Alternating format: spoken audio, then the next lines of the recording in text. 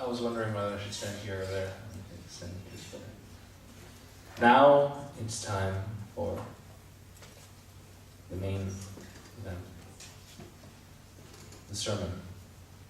And it's going to be given by someone who I think I've heard 2 of her sermons, and both were very, very powerful for me. So I'm very interested in hearing the third. Could everyone please give a warm round of applause and welcome to Michiko.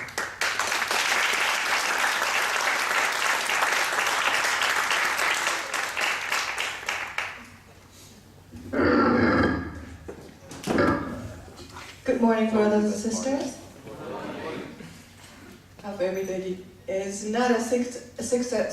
See, I've been sick for entire this week.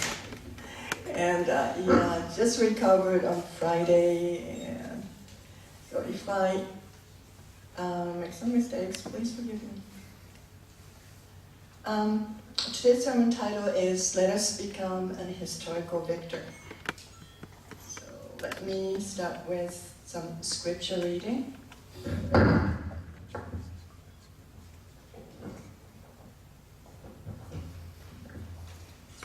As an individual, each one of us is a product of the history, of the providence, of the restoration.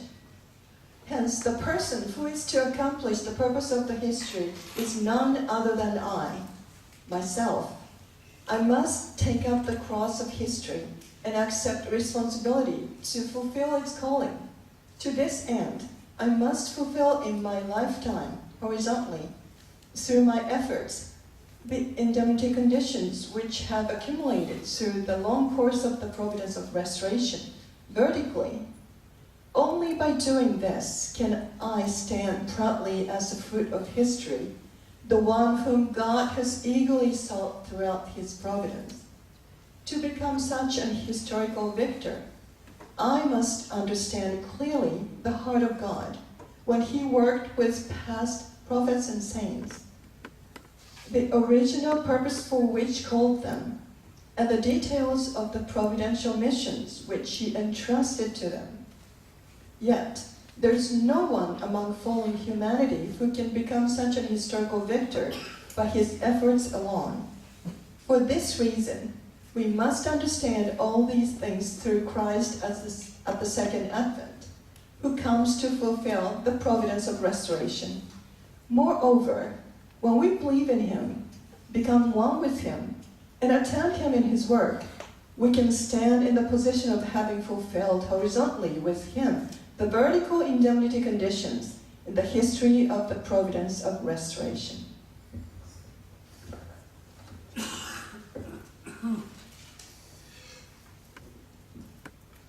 So,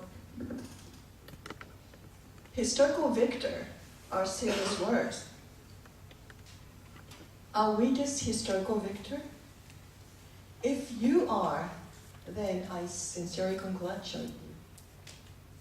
But most of us are not yet. Do we want to be this historical victor? Who is this historical victor? Is this historical victor a queen or king or president or millionaire? How about high priest? Let me share another scripture reading. This is from Johnson Young. The goal of our faith is to become citizens of God's country. You can go to heaven only when you are a filial child. What is the meaning of tribal Messiah? If you do not succeed in this mission, you will not have the qualification to become a daughter or son of true parents in the age of completion. On the home church altar, you can restore every mistake made by your parents.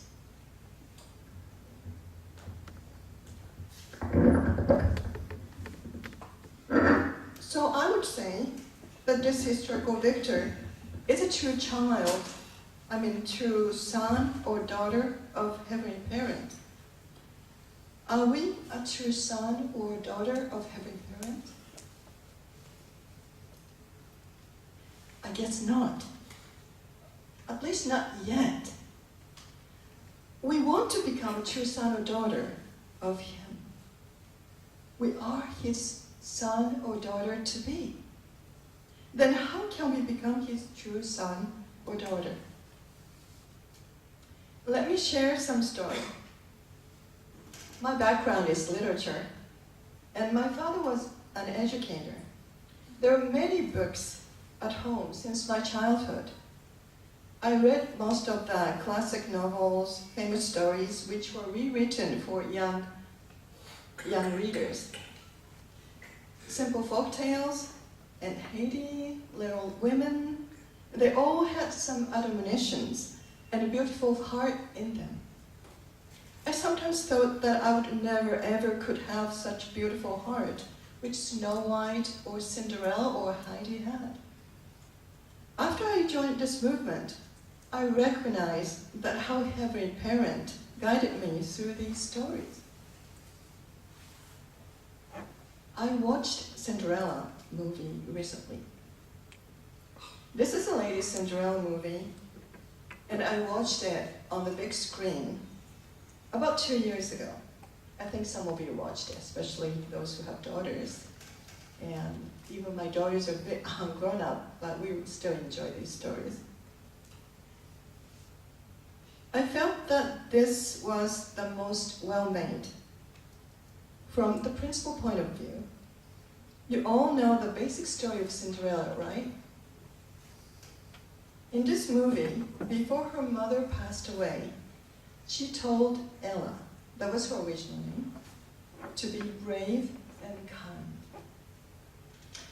After a while, her father remarried with a woman with 2 daughters. They were mean as a nature, and after her father died, they started to treat her rather as a servant, not as their family member.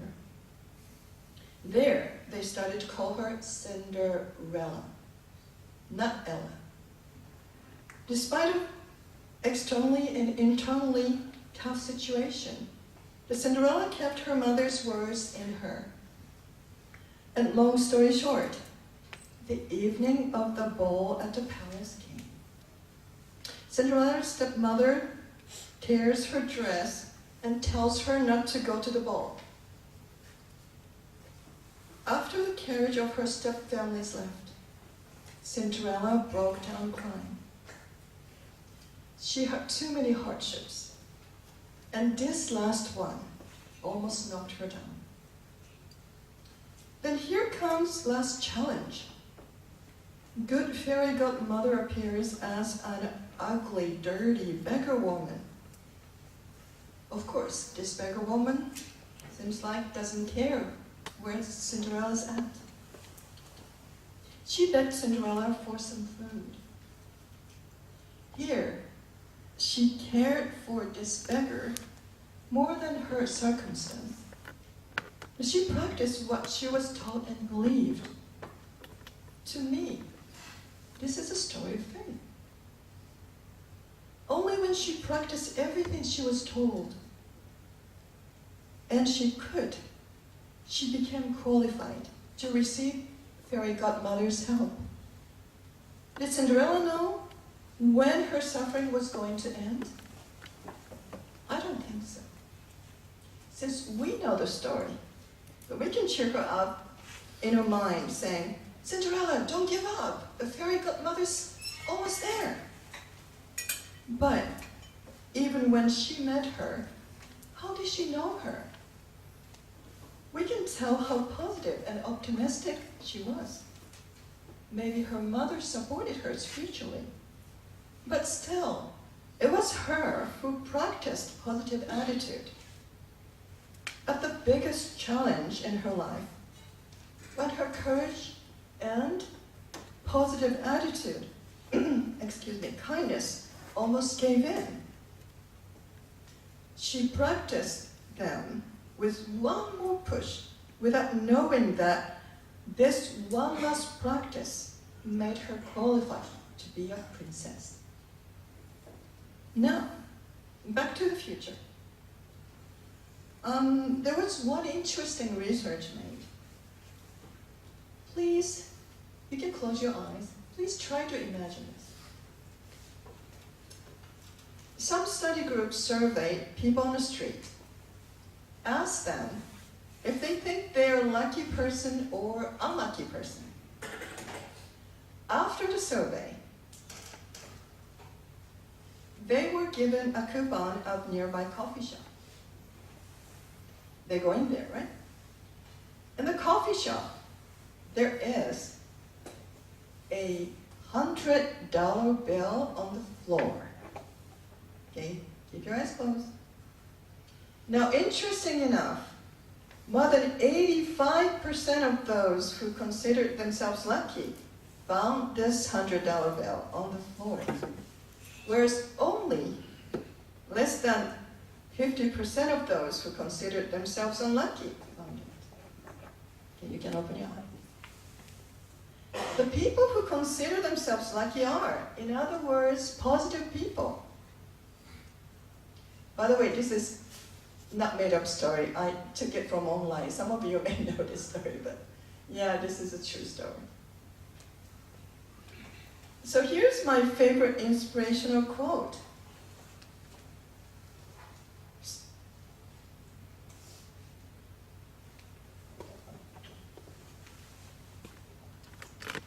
Every positive thought propels you in the right direction. Positive people know this very well. No matter how bad the circumstances look, they will not last forever. But do we need to be a person of heavenly, positive thought? How are we convinced that we need to be positive? Because of our experiences of having parents' true love. We all have plenty of testimonies of these, right?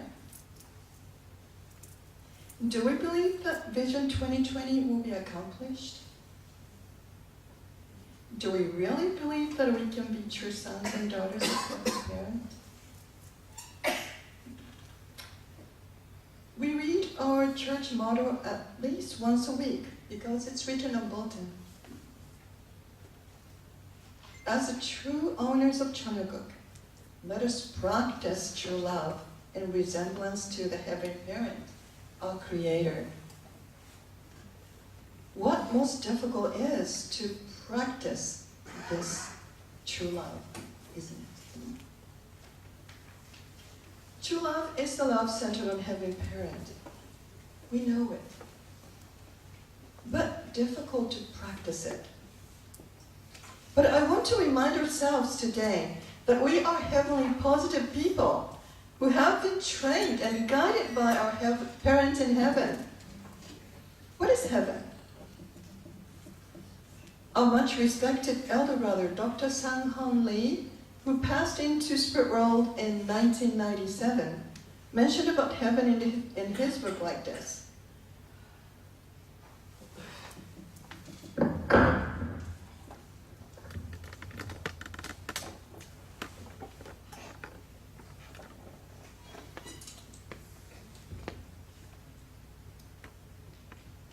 Heaven is a place where people who have received recognition as God's children gather. They are the owners of heaven. The ideal heaven is realized by those who live for the sake of others and do not think or act for themselves. What is the proper behavior in heaven? In heaven, people's behavior is motivated by their own humble attitude, not by someone else. Is there offense in heaven? It is not a place where someone asks you to come or go. It is not the place where someone makes an order. Rather, it is the place where people act by knowing and feeling God's breath. It's taken from the life in the spirit world and on earth.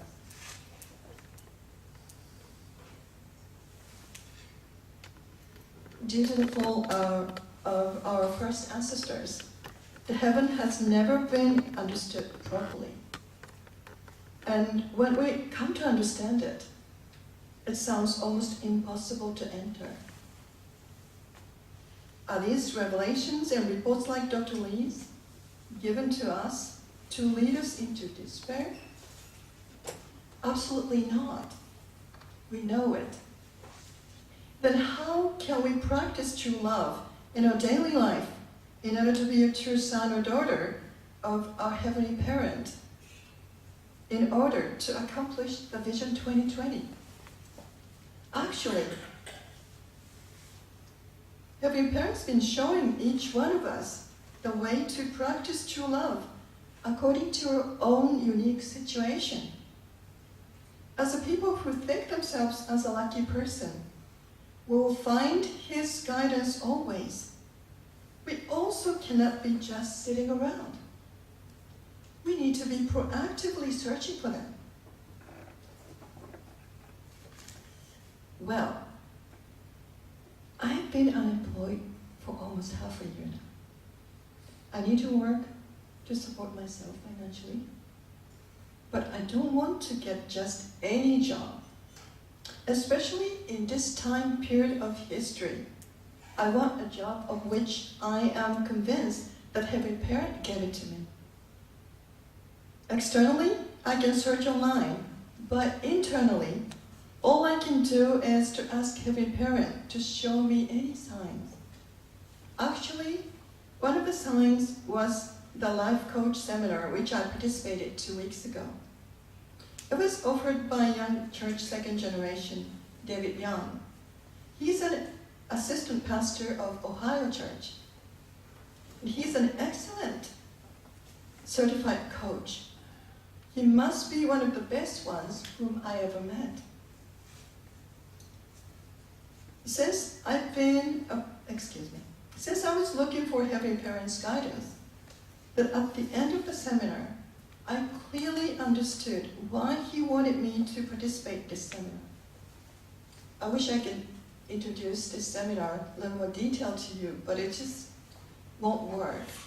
You have to be there because it's life coaching, and I'm just sharing, what he said or what he guided to doesn't work. You have to go there and participate. And one of my realistic, smallest dreams I have right now is invite him to Connecticut Church and have a seminar here.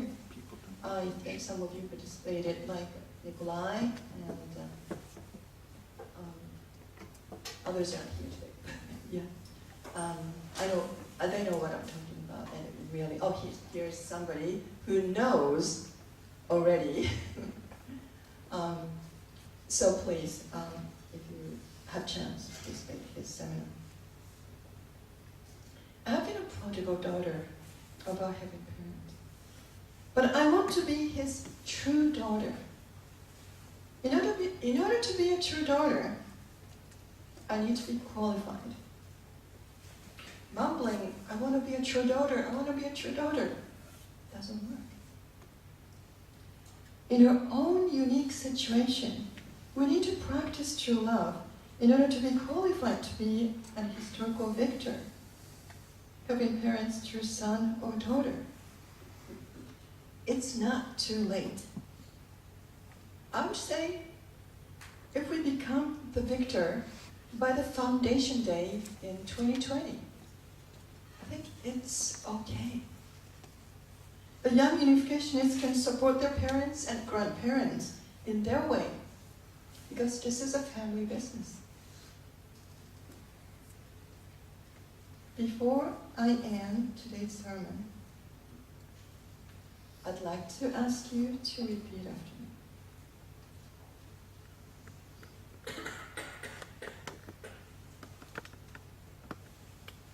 Okay? As the true honors of Cheonyeoguk. No, I said repeat after me. As the true honors of Cheonyeoguk. Let us practice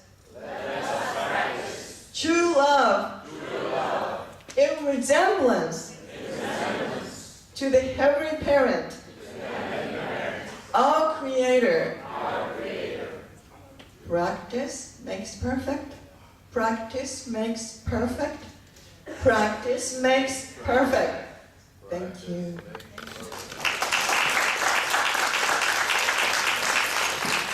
Please join in a prayer.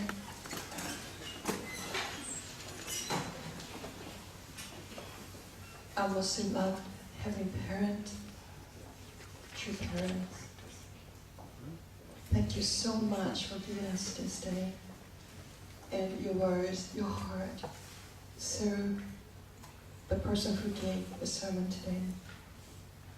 Heavenly Parent, you know us very well.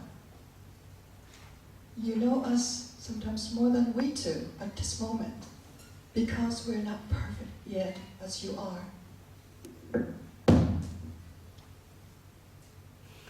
And you know that we're not doing our best yet, whereas you know that we can do our best better than this. So today, we understood that we are your hope. We are the ones to practice your love and to show this world that this world can learn from us, can feel through us your existence, your love, and your care to all of us, all humanity. Thank you, Heavenly Parent, for guiding us and caring for us every day, every moment. Please guide us to live with you moment by moment, without interval, so that we can do a better job as your daughter or as your son. Thank you so much for everything. I pray all things in the name of Michiko Kim and Robert Kim family, the Central family, with all the brothers and sisters in here. Aju.